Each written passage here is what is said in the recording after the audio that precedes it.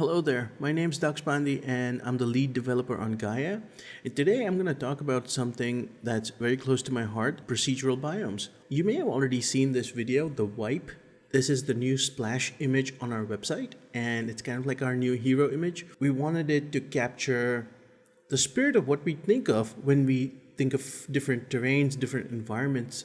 Having a little chunk of land go from an alpine forest to an arid environment to a really complex canyon land really just ticked all the boxes for us. But it kind of started as an unplanned experiment. So just to give you a little bit of background, we have about maybe 15 hours left before we have to launch the website.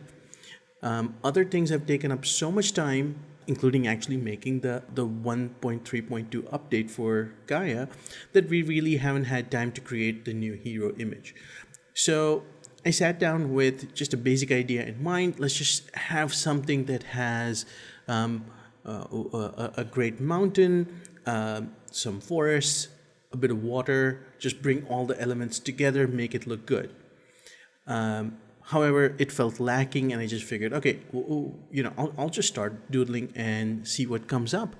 So I created a terrain and then I thought, let me modify it. And then suddenly it became 3 different biomes. And I'm going to walk you through how that came about. So this is not exactly a step-by-step tutorial. I think this is a slightly more high-level video. So the main thing to take away here isn't really what node or what setting was used at this point or that point. It's more about the decisions that were made, why they were made, and what's behind the actual output. Why are we getting something? How are we getting something? And so I'll walk you through what was going on through my head as I made this whole project. So this whole thing was made in like a couple of hours, and then it was animated in another couple of hours. And I'll show you the whole process. So let's dive right in. I want to show you where this all began. And believe it or not, this is really the entire terrain right there. So let's look at the first node. I started with a ridge. That's kind of become my favorite go-to these days. I get so much out of this, especially when it comes to mountains. And so with this node, you can see I'm pretty much sticking to the defaults here. So in Gaea, any modified settings will be lit up a bit brighter than the rest, so you can see what I've modified. And here it's really just the seed. I fiddled around with the seed until I found this shape, because what I wanted was something bulky on the side. This I would then erode into discrete mountains. And I like the ridge node because it creates these shapes, but at the same time it has these little tiny fractally details. And what these details do is they help impede the erosion in some places, but then at the same time they accelerate it in others based on what the slope's doing.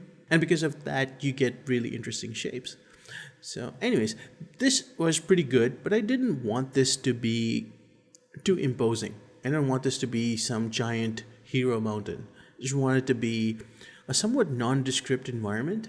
And I wanted that nondescript environment to look really cool and realistic. So I wanted to make this a bit shorter, but I really didn't. Normally, I would actually clamp this down, but I didn't have to because I wanted to add some other variations to it. And for that, I created this range node. So this, again, just played with the seed. And then when I found this that I liked with these dips, I used the post-process stack, specifically Shaper, to expand the shapes a little bit, make them thicker, so they would fit better with the ridge, and then just combine the two of them 50-50. And so that brought down the ridge a little bit, well, actually quite a bit, and then brought up the range as well. And, kind of you have this general terrain going on. I'm again trying not too hard to keep a mountain shape here because I know all the flat parts will erode away very easily. And so we'll get the peaks. One of the ways that I got that to work was through a slope-heavy erosion. And so that's the next and kind of the final part of the base terrain. So you can see this becomes this. And And the way it creates these very specific shapes is that I have the selective processing turned on, the area effect is set to precipitation amount, and the bias is set to slope. The slope's quite high, it's like 68%, so nearly 70, but it's also reversed. So it's attacking the shallower parts first. And with the downcutting that we have here, which is the default, but still it's a nice strong value, then a lot of random sedimentation and then also very heavy sediment removal. So sediment removal basically doesn't let sediments accumulate too much. And so instead of it jamming up the channels, we get these cleaner channels. There's a lot of erosion happening up top and the materials coming down, but at the same time, the materials being removed. So we end up with these amazingly cool channels everywhere. And the channels, what I really like about this specific reverse slope selective processing stuff is that it pretty much preserved stuff in between these channels. So if I go back, you can see there's that, little crinkliness going on here, and that's here. Even some of the vertical lines that you may have seen in the other one. And so a lot of that gets preserved. At the same time, things are being eroded, and we get this overall mountain. So I was pretty happy with this. I was like, okay, this is going to make a great alpine environment. So the next step was to add some water elements. And the first thing I did was added a river. So if you look at the river, I basically maxed out every single setting except downcutting. And the reason behind that is that I knew that this would be visible, or the final render would rather be visible from afar most of the time. It would end up being shown in thumbnails or something small and not something full screen.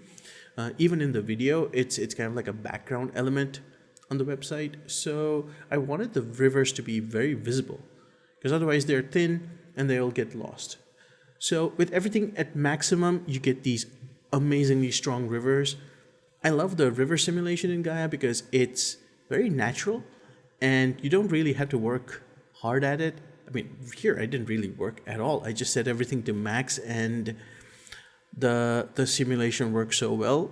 I didn't really have to do much. I just fiddled with the downcutting a bit until I got the exact level that I wanted for the downcutting. So the rivers are deep, but not too deep.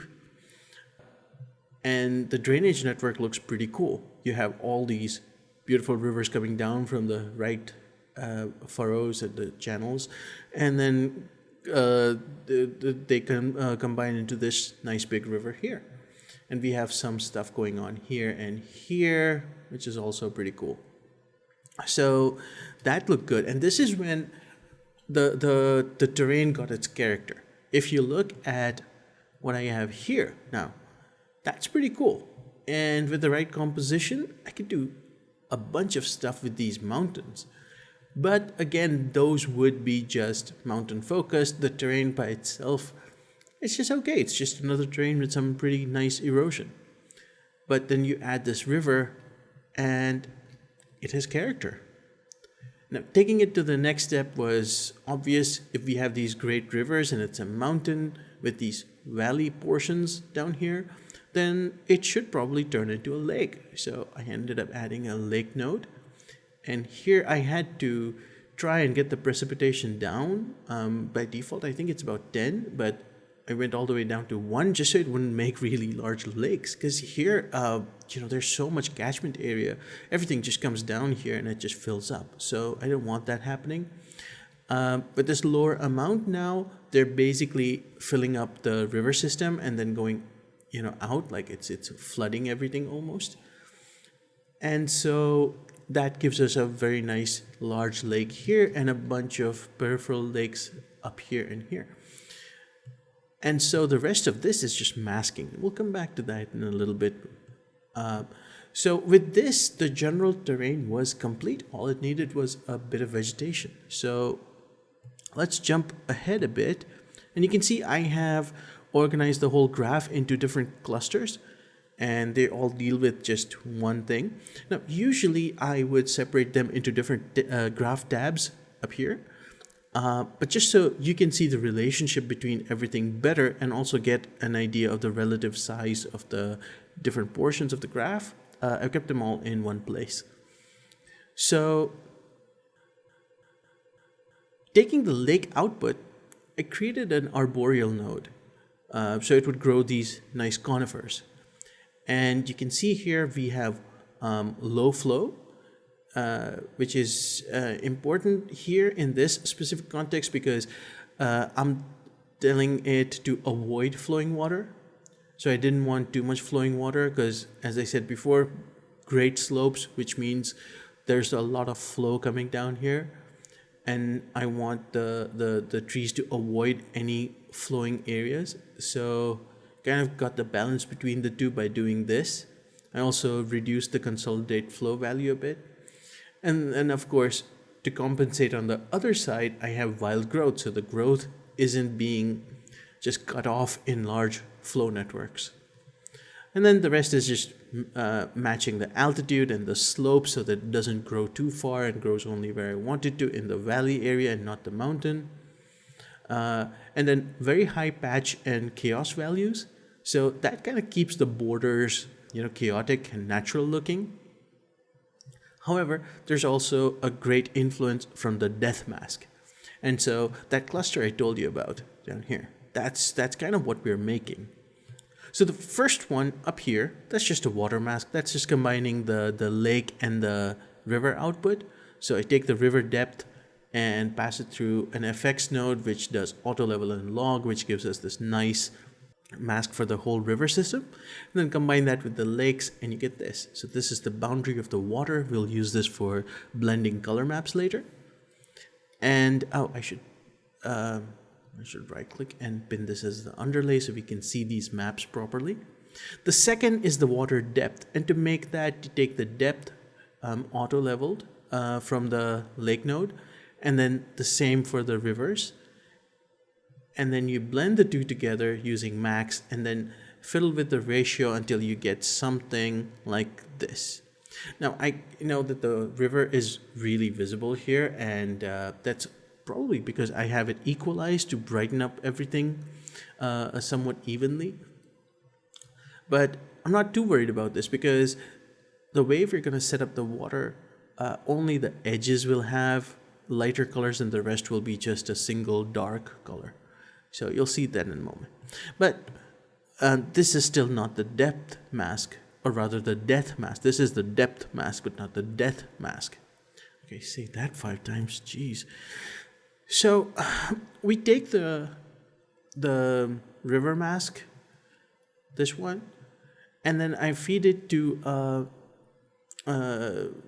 this FX node, which is basically just making it fuzzy. So you have a high blur and lots of shaper to expand that blurred thing, and then also auto level so that whatever we lose in blurring, this will brighten it up. But at the same time, this is masked with the randomize node, which is just a Perlin. I just keep like a random Perlin noise in a map which I can reuse unless I need a few different ones. I try to avoid having extra nodes, but just this one is usually enough. And it's just a noise, default values, and then just equalized. So it has these really high and low areas because I want to use this for masking, not for anything else. So what that does is you can see it's changing how different areas are masked and then also auto leveled. So it gives me this fuzzy river adjacent mask. Now you take this and the water output, the full one here, and this, and so you combine all three and you get this. So there's the hard river and lake output everywhere, and then you have the fuzzy one that we just created, and so that is the death mask. So wherever the brighter areas are, it will inhibit growth that much, and because the big water bodies and the rivers are flat white, nothing's going to grow there. Now we send that to our arboreal node, the tree node here, and that death mask you can see it's reducing the height of the trees down here, and of course it's preventing anything from growing here. The soft river adjacent areas that I mentioned, one of the reasons to have that, not the only one, but one of them, along with the patches and chaos, is that it breaks up the tree line. And so when you go down here at this angle, and let me zoom in a bit, so like this, and you can see these different growth areas are different heights. They have a bit of undulation going on, and that's because of the underlying terrain and the relative height of the trees. But then at the same time, you get these break up here, so you know there's something there, and it's like the real world. There'll be pathways where trees don't grow, and like, you know, where snow melts and comes down, that will inhibit growth. Same for water from a melting glacier or just from the normal river and so on. So anyways, this mimics that a bit. And also from afar, breaking up this really dense forest gives your eye a bit of relief. You know what you're looking at. Otherwise, it's just this big, noisy forest thingy. So anyways, so that's done. Now I wanted a bit of snow. I wanted to make it look like it's, you know, mid-late spring or something. The snow is thawing and melting. So to do that, I created a snowfall node. You can see it has a high snow line, so the snow only appears here up on the mountains, and a very high settle thaw rate, so, you know, it comes down the slopes. It also has a maximum melt, and I think a low slip-off angle. Yeah, that's it, 31 degrees. So that just encourages the snow to fall down the slopes a bit more. The reason I have the melt so high is that it's being actually driven with a sunlight integral node. So the sunlight, or the sunlight integral node, basically gives you a cumulative shadow and light map of any given portion of time. So here, this is telling me that, okay, over this period of time, the brightly lit areas are going to get more sunlight and the shadowy areas are going to get less sunlight.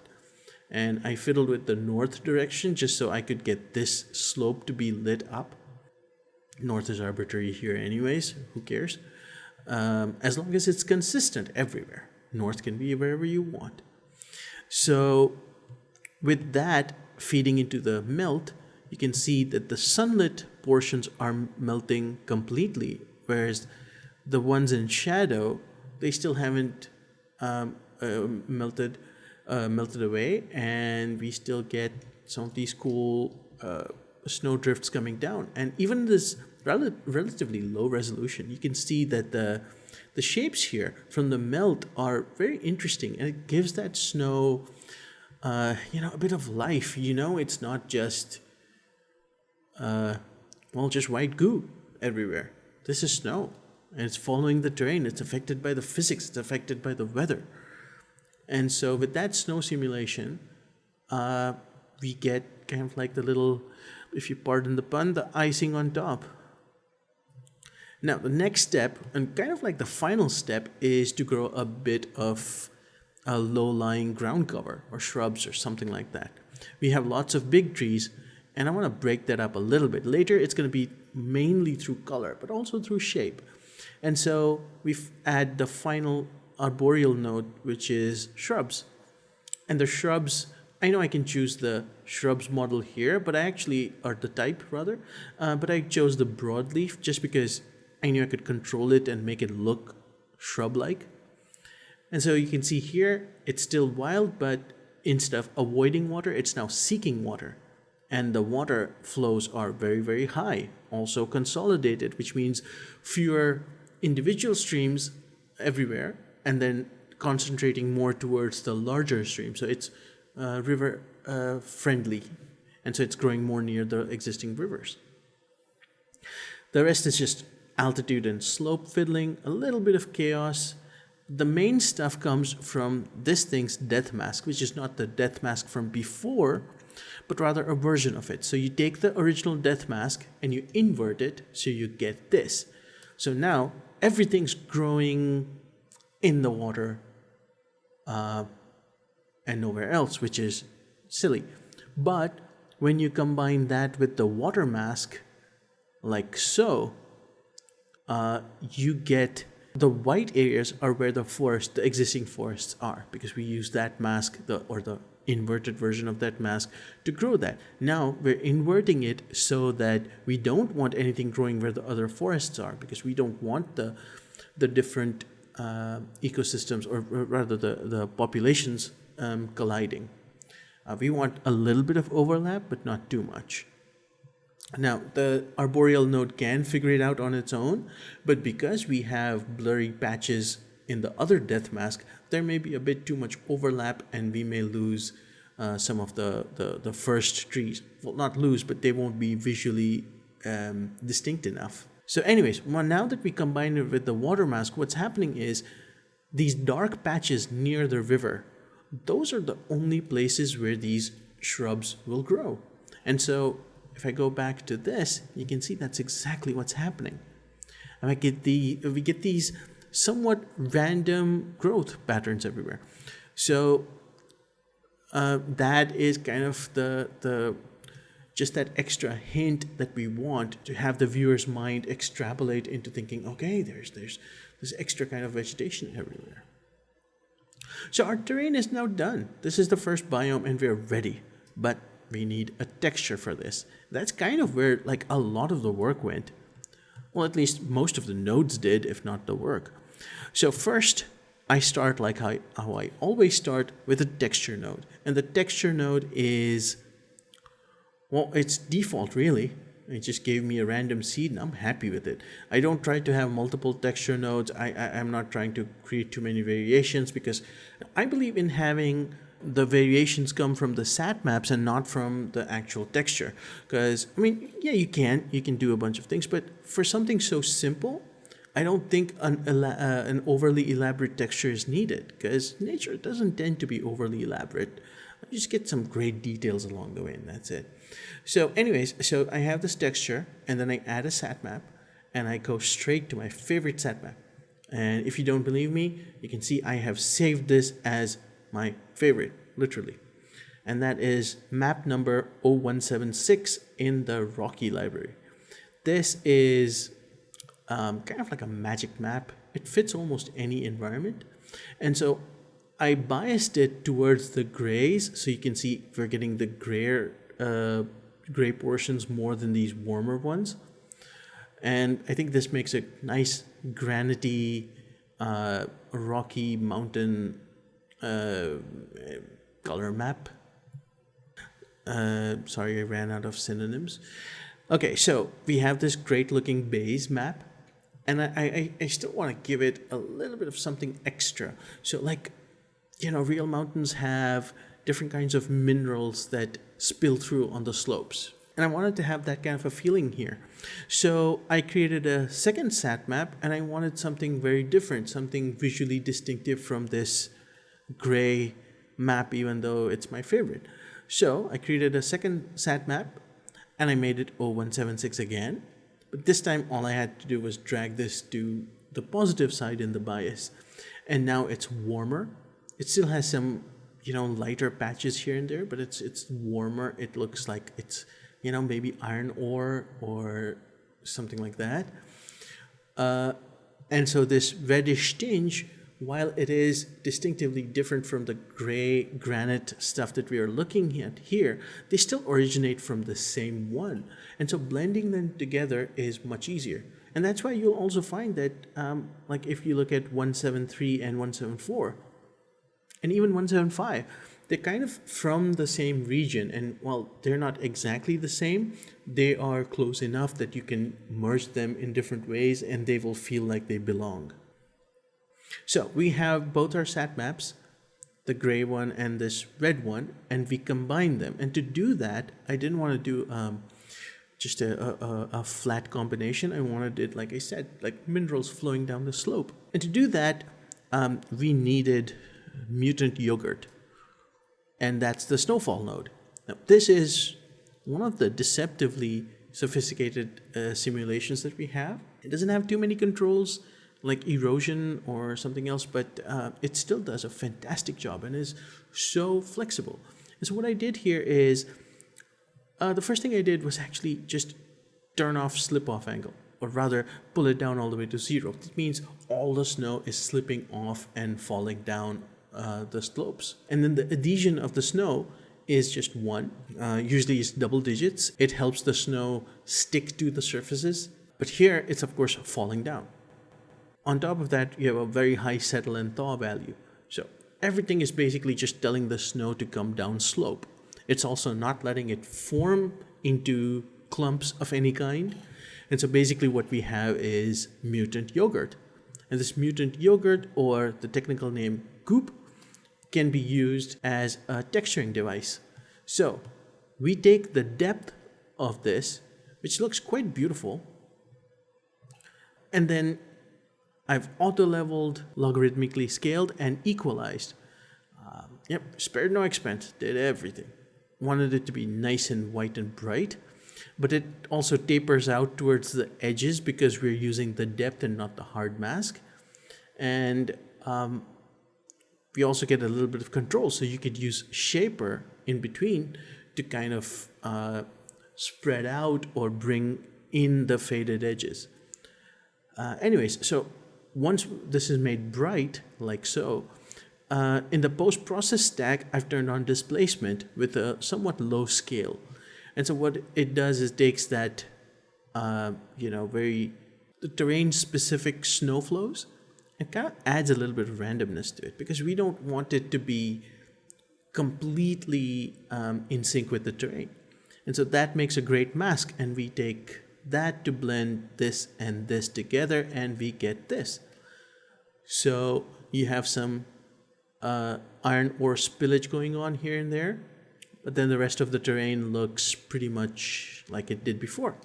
And here you can see it's flowing down, not too accurately. There's a little spill over here and here and here. And anyways, this just adds to the charm of the terrain, makes it look more natural. Now, we have our base terrain, and we know we're going to get a lot of trees on this. So we need to have a little bit of the vegetation, the real undergrowth, the meadows, what have you. We do that with the vegetation color node. And here the settings are pretty much default, apart from a high chaos and like about a 1/3 bottom slope. So it's covering the bottom slope here, the shallower bits. And I think I played with a few different color maps until I settled on this one. This is just generic enough, and I don't want it to do anything else here. Just have a bit of green in between the trees, so that it doesn't just open up into barren rock all the time. So that's that. The next was getting the water colored in. And so to do that, you feed the water depth, which is the combined one we looked at before. Let me go find that. This thing here. So feed that into a clutter node. And, adjust this a little bit with the bias and whatnot. And I was able to make this. So you can see there's a bit of transparency towards the edges, but the rest goes really dark. And that's why, as I was saying before, I wasn't really worried about the river being visible here, because here it's really not. This general map is going to serve as our water map. But, given that there are time constraints and I had to really work fast, I just couldn't help myself but add more stuff to my plate. And I decided that this mountain lake up here needed to be a different color. So added another node, a color effects node, just to save some time. And then just played with the hue, saturation, lightness until I got this version. And then combined the two using this height mask. So just the high altitude lake got the second color. So this is the combined color mask. As you can see, I'm not really worried about what's happening elsewhere, because we'll just post mask this later, or really literally just in the next step. So I can just blend these very easily without worrying about what's going to happen to the vegetation and whatnot. And so that's what we do: vegetation plus the water masked with the water mask. And that gives us this. The next is the trees. So let me pin let me pin this as the underlay so we can see it properly. These trees need to be colored, and I don't think they need any specific big pattern. So I fall back to my usual trick, which is to create a constant node, set it to noise output, and equalize it just so we get really tall noise. And then that random Perlin noise, if you remember, that we had from before, I'm adding that to this. Just a simple blend operation, just a little bit, so that it creates these larger variations. And then that gets fed to a sat map. This is something from the green library. And I chose this map because it has some nice dark and mid greens, but then at the same time it has some warmer yellowy brown white patches. And when you see them up on the trees like this, they make them look like dead trees or dead branches, or some of the leaves aren't there exposing the trunk, things like that. And so just like we visually broke up the forest with the highs and lows, the color now does the same thing, making the different individual trees be just a slightly bit more distinctive. So when you look at it from afar, this feels like a living forest. So we combine that with the color guide output from the trees node, which is like this, the second one. And they're blended together. We do the same thing for the shrubs. So let me go and pin this. Wait, there you go. Pin this as the underlay. Going down, constant tree noise, different sat map. This one is similar enough but different. It has this gray-blue patch, and the darker tones are here, so it just changes the pattern just a little bit. That gets merged with the smaller shrubs. And then the last bit is to add the snow. So basically it's just a combine operation. You take your color, combine it with the hard output from the snow, set it to max blend 100%, and we get this. And so our first biome is ready. So this is where I was, and this looked great. I was ready to, go and make this into some sort of animation or whatever. But then I thought, okay, well, you have these, terrains where people will show a terrain in different seasons. Well, let's do the same thing, but instead of doing different seasons, let's just change the biome. And so we could change the biome and actually affect the shape a little bit, not just the vegetation, because, well, this is for Gaea, and it's a terrain software, not a vegetation software. So I wanted to modify the terrain a little bit. Let it be a fantastical shift in how a terrain could be altered. And so I figured, okay, this is lush, alpine, lots of nice water, looks clean, looks inviting. Well, let's make something that's a bit more deserty. And so to do that, I went back to the divergence point, which is, well, erosion here, but also with the river, because now after seeing the river, I knew that is kind of like a beautiful focal point, and it helps with composition. It helps with keeping the terrain interesting and engaging. Let's keep that. So I took the output from there, started a different section of the graph, and added a fractal terrace. That immediately gave it whole new life. So instead of the sloping river valley, this is now a stark, older valley. The river gets flattened out a bit, looks or feels a bit wider. I know mathematically it truly isn't, but it feels a bit wider just because of the way the shape looks now from afar. And then the nice gently sloping mountains, or rather the conical mountains, they are gently sloped. I mean, if you tried to climb that, you'd break something. But this one now suddenly turned into like these mesa-like formations, and there's like all these beautiful sandstone layers. And I was immediately in love with this landscape, and I was like, okay, I have to make this work. And I tried a bunch of different things, but everything was just adding too much. And I pulled myself back, and I figured, okay, the only thing this needs now is a better, or rather a different texture and a little bit of vegetation. We're not going to go lush like we did with the Alpine. So created another arboreal node here. And this time I did use shrubs. And they're seeking water, they're wild.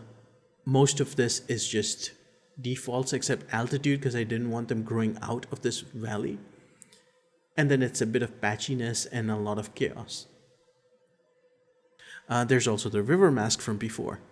And so, of course, we don't want things growing in the river. And that was kind of like the end of it. That's the whole terrain right there. So just 2 nodes, and we went from an alpine mountain to this arid river valley. So I'm going to pin this as the underlay so we can look at some of the textures, because that's where this terrain really shines. So we can't reuse the texture node. We have a different shape, so made a new one. This time I'm combining it with the layers output from the fractal terrace, because it gives you this beautiful mask for the different layers that it's created, very specifically for texturing, although you can use it for other kinds of processing. But that we'll have to save for a different video. Anyways, so we take the texture, mix it with this, and we get something like this. So we're getting the best of both worlds. We're getting all the little crinkly details from the texture node, but then we're also getting the strong bands from the fractal terrace. And this is a 50-50 blend, but I decided to equalize it just to make all the values strong. And that was a decision I came to a bit afterwards, after trying the sat map.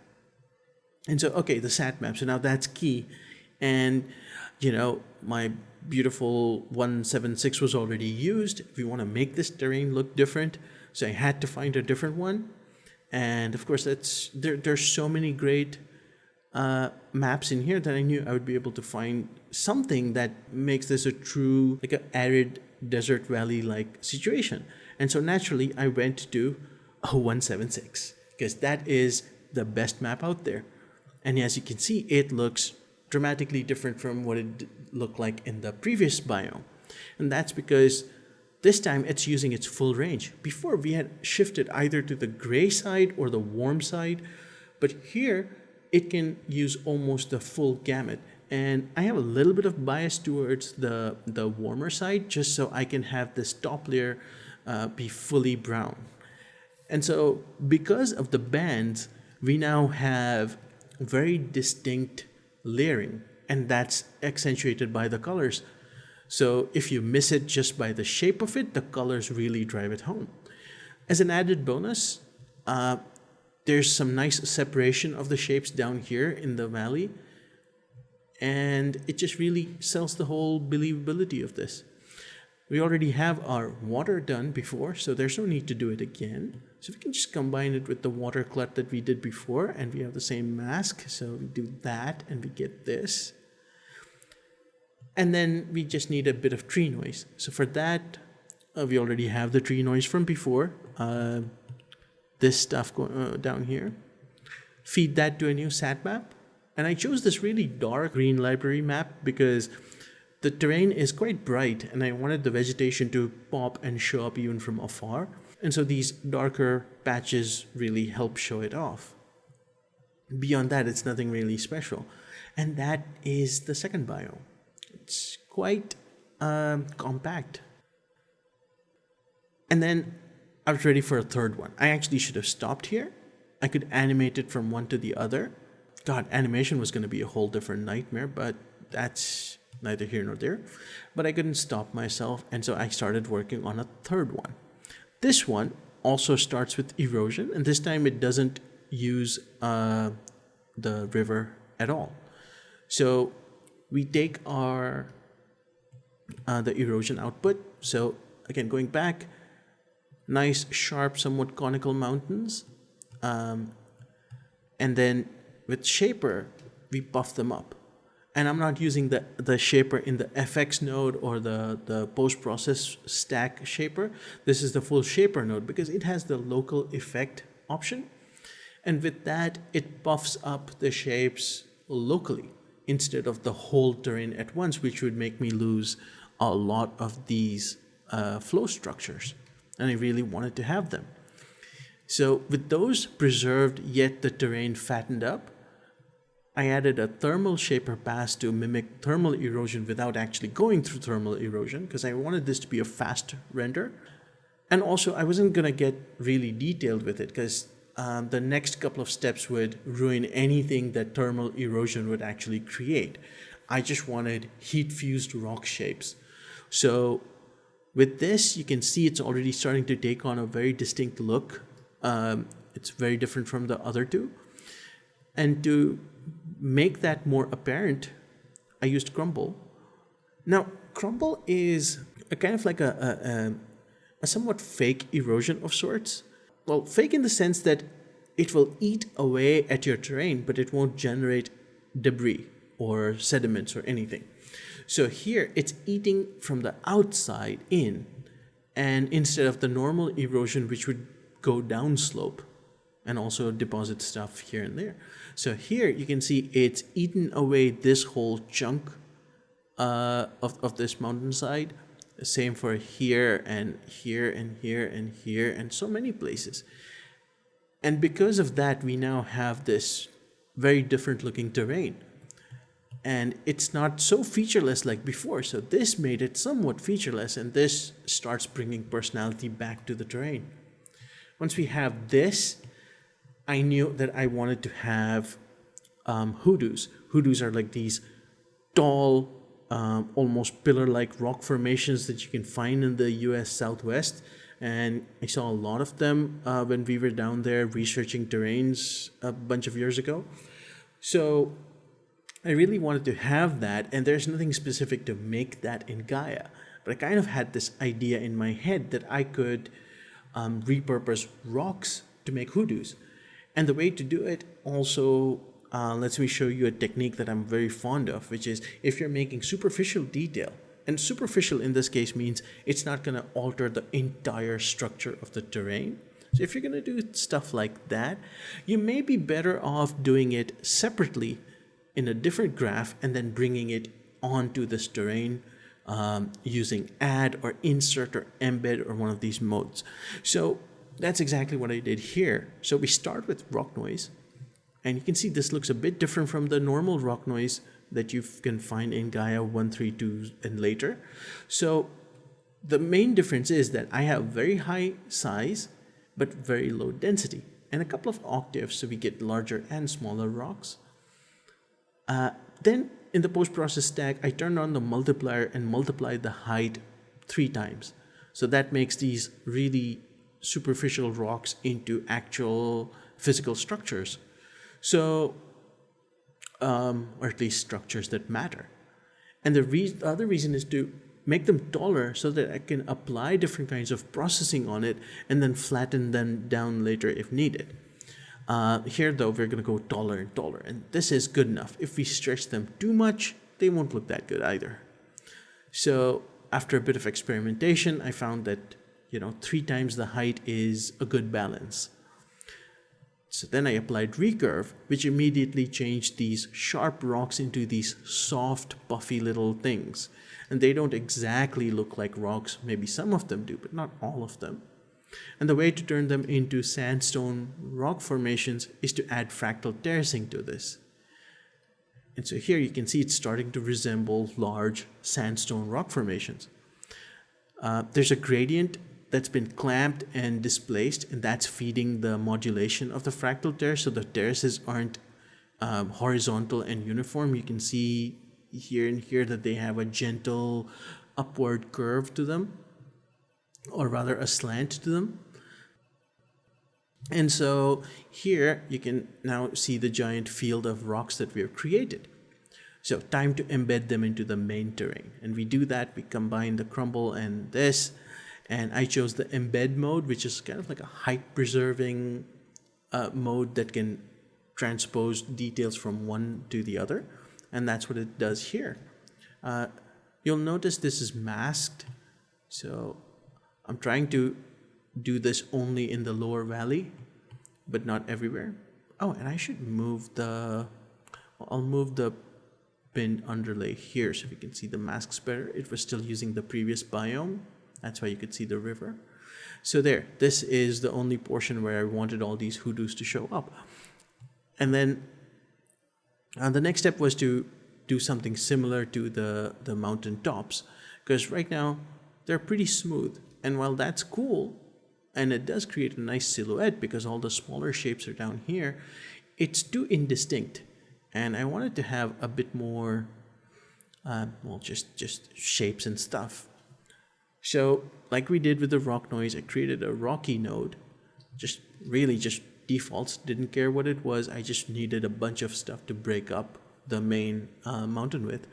And so use another embed, and this time it's masked with the reverse mask. So it's this. And so it's being applied here, and the nice smooth mountains are being broken up. And so we get all this extra stuff that also flows very well with the collapse effect that we get, or rather the effect we get from the collapse. So all the collapses and then all the cracks from the rocky, they go hand in hand. And now with all of that done, this needed a very large restructuring, something that would make this the kind of the desert layered sandstone canyon land that I had in my head. And so I added a fractal terrace. And you can see all the crumble and rocky and all the other stuff that we did to carve out the mountainside pays off, because the fractal terracing is taking all of that into account to create all these deep crevices and other regions deep inside. Even from the side, with this pretty systematic terracing, you can still see that it looks really cool and natural. At the same time, all the little hoodoos, they get a bump as well, and they become taller just because of the fractal terracing, and they get further terracing added to them. So they are no longer these soft shapes, they've become these harder terraced shapes. So with all this in place, I knew that I had to bring back the focal point, which was the rivers. And I was kind of concerned that with the other two, I could just go back and forth between the two, and the river would stay relatively the same. Oh, actually, in fact, the river stayed really the same. The flow area remained the same, just the heights changed. So for the viewer, it's easy to associate one with the other. This, though, I altered the shape dramatically, so I'm not sure what's going to happen. But I slap on a river node, and thankfully, it looks almost exactly the same. Here, I'll show you. I'll go back to what we had down here. And that's the old river. This is the new river. And they're almost the same. And they're same enough, at least, that when we do the wipe animation between the two, they will look like they're part of the same origin. So here you can see, similar to before, maximum settings except depth, because I didn't want this carving this deep canyon. And then the rest pretty much follows the same pattern as before. Now, I still wanted to do something with the low-lying floor, like both in the river and near it. So I took the depth from the river, the depth mask, equalized, blurred, and shaped it until I got something like this. You can see I wanted really hard edges. I didn't want, like the boundary at least, I didn't want it to become soft, because I wanted it to create a very specific kind of terracing, a further terracing. And so this gets fed as a mask. We have another gradient as a modulator, and then we do terracing of the river floor. And so to compare, here's before. So if you look at places like this, and then here, the river stays, but then at the same time, it undergoes a transformation everywhere. There's uplift, there's breakage, there's some cool waterfall-like points being created everywhere. And so overall, this terrain's now starting to look excellent. The only thing is, the terracing feels a bit too systematic for me. It feels like too young a terrain. Terracing also faces other kinds of erosion over the course of millennia. And so to mimic that, I added another erosion on top of this. So the standard erosion.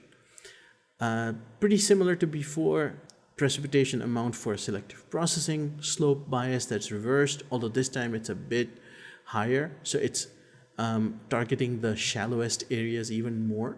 And I'm also using min mode, so any sediments or stuff generated is just excluded. Different from sediment removal, because sediment removal will actually expose channels, and I didn't want to do that. I wanted the flat areas up here to still have some of that bulk. So with that, you can see some of the terracing gets broken up. So before it's so distinct, like here it's so flat, now that gets broken down while retaining most of the flatness. The precise terraces get some channels in between, which breaks up the shape, makes it more intricate. And so with that, our final terrain, at least the height field part of the final terrain, is ready. So all we have to do is texture it. And as usual, add a texture and then take the fractal terrace output from before. And we're still using the old underlay. So I'll right click this and pin that as the underlay. So there we go. This is the new layering. Combine the two. And this time I changed the blending a little bit just to see what I got after. This was actually done after I created the other sat maps. And then I auto leveled it instead of equalizing, because I didn't want it to be as stark as before. And again, this is relevant on the sat map, so it's fine. You just make your sat map, come back, fiddle with it, and on it goes. So, okay, sat map time. And this time you need a really good sat map. So some people might tell you that 0176 is the best map out there, but there are some other good ones too. And so this time I actually did go for a different one. There's 0176 right there. And I hope to use it again soon. But for now, 185 is the better option, because this looks more like the Navajo sandstone and some of the other sandstones that I don't remember the names of from that area look like. And I thought this fit really well. It's also dramatically different from the other two, and that's crucial to make the whole thing work. And this was starting to look good. I think my only problem with this was that it's a bit monotonous. You need a bit of variation. And so to do that, added a second sat map, this time this purpley browny one. Rather, I think it's, I'm not going to guess color names. It's this, looks nice. And I've seen this kind of purple blue hues show up in sandstone everywhere. In fact, that's quite prevalent where I grew up. So you'll have orange and bright pink sandstone, and suddenly there's a splash of blue. And so that's the kind of stuff I wanted to imitate. And so take the wear output from the erosion node. So right here, take this, and use an FX node to use equalize and shape and make it like this, so it's not too much like the exact mask. And so we have these nice strong crevice lines here, but then also these big patches here. Use that as a mask and blend the two together. And so in this pink, we get a little bit of the gray, blue, violet, purple, whatever color it is. And that to me felt a lot better. So this is really cool. It's starting to give the central part a little bit of a difference in terms of hue. And so that helps break the scene apart with color, not just shape. But at this point, my big concern was that a lot of the intricate stuff is being lost. So unless you look at it from a specific light angle, you can't notice the individual hoodoos.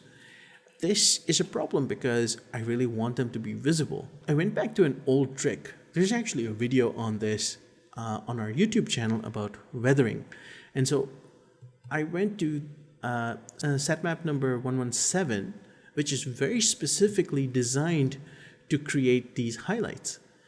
And so being fed to the texture map, when you play with the bias a little bit and move it towards the edges, it uses the convexity of the rocks to highlight some of the outer edges. So I fiddled with this a little bit and found this good sweet spot. And because there's a little bit of blue in this, which is often useful, but in this case I didn't want it there because we already had a bit of blue underneath, I went to post-processing and I turned on output auto level and also HSL and just reduced the saturation completely so it's a black and white map. that gets fed into the other color map, but this time I'm using screen. And that's one of the reasons why I didn't want the blue, because it would contaminate the colors underneath, while having a pure gray value makes it clean. And so with that, you can see we're starting to see little highlights, little specks of white here and there. And so even from afar, it makes the terrain a bit more apparent in terms of its silhouette here and there. So if I go back, you can see this is the old one, this is the new one. It's a step in the right direction. Not a complete improvement, but a step in the right direction. Now, this node, you can kind of ignore. This just darkens everything a little bit, and I had to do that because in the final render, the sunlight needs to be quite bright so that the trees show up well. But then this terrain is already so bright that it was starting to overexpose, so I had to tone it down a little bit. That's really it. You don't really need to do that. You can ignore this completely. Now, what I did do was, just like we did the highlights, I wanted to have the lowlights. And with the lowlights, the easiest way to do it was to just repurpose our existing color map. And I did that by adding this color effects and reducing the brightness, and also fiddling with the hue, saturation, and lightness. So just a little bit of a hue shift, but lots of saturation lost, a little bit of lightness as well, and we get this darker map. This is a bit similar to the general color tones that we had in the second biome, but here it's going to serve a different purpose. I have an occlusion data map from our final height field, and like light occlusion, the ambient occlusion map will create occlusion of the light. Here, this is occlusion of the terrain, and so it maps out the lower areas, the crevices, that kind of stuff. And so I inverted this and equalized it just so it would be strong, bright, so a mask that I could use to blend colors. And so with that, you blend the dark with the light. So wherever the occlusion is, that's where we're sending this dark color. And so we get this. So just like the highlights were telling us, hey, here's the top of a rock formation, here we get a somewhat of a separation from the main body, if you want to call it that. So if I zoom in here, you can see the walls are getting some of that darker patchiness, but then the actual rock formations, they will stand out. This is a little trick that I kind of learned by watching the old oil paint masters. That's how they would gently portray something. They would change the color of the background so that the foreground would automatically look brighter. And so that's kind of what we're doing. We're not really messing with the base map, apart from that tiny bit of highlight that we added. So we darken these crevices, and now all the terrain shapes are that much more visible. So I can jump back to show you the effect. So this is before the highlights and anything. And this is after highlights and the lowlights. And with that, we're done. This is our final biome. The next step was to see if we could animate this. And so here's how I did that. It's pretty simple. All you need are a couple of combined nodes. So I'm going to make the first one. And this one, I'm going to portal in the Alpine height.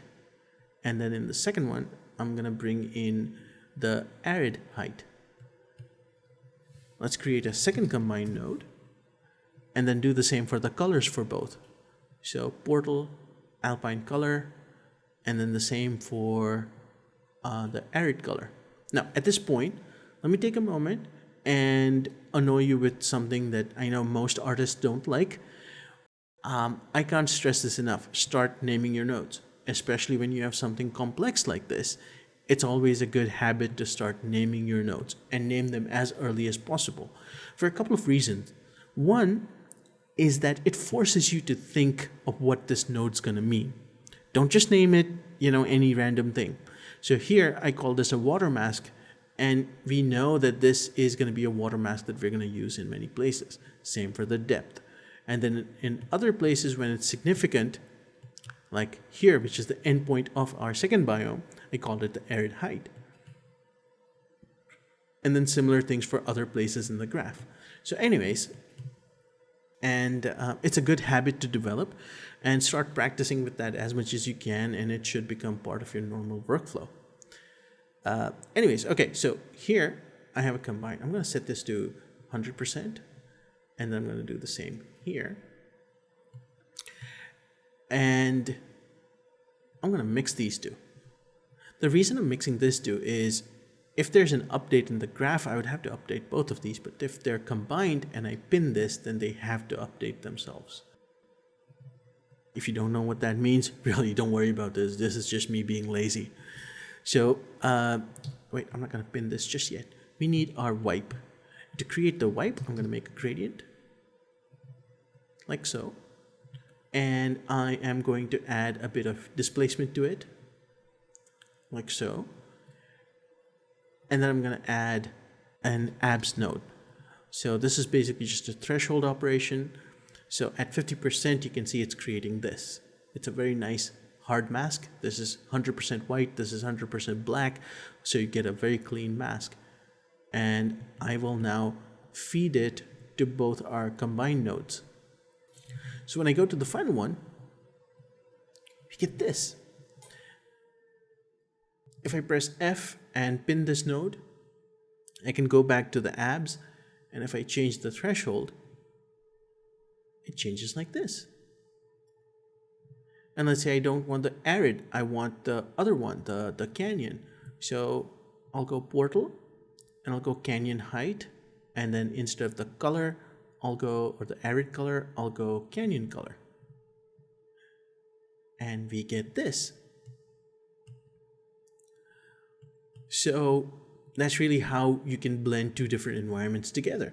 If you don't want it to be this hard, I can go and add a blur to this.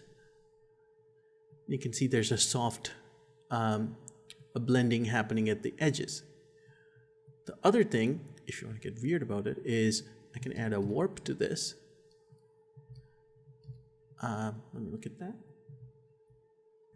So a lot of roughness, a bit of extra strength, and let's feed that here. And you can see it's a nice little creeping effect between the two. But let's do something even better. We're just going to delete all of this. Let's go back here. I'm just going to make a mask node, which I can paint. And I'm going to invert it so that these two are flipped. And let's send it here and here. I'm going to pin this. Oh, I don't need to invert this, I think. There we go. That works fine. So here's our nice Alpine terrain. I'm going to click Edit Mask. This is pinned, so anything I do here gets updated all the way. And draw this, and you get a little bit of canyon here. Draw more here. You get that canyon popping up here. Maybe do it here on the mountainside, so I'll do that here. And you can see that this blends the two together so well because they're both coming from the same origin point. And even though they underwent so much transformation, they're still somewhat the same. And now you can paint that effect anywhere you want and it will show up. And let's say you don't want the canyon like we did before, change this to Arid height and change this to Arid color.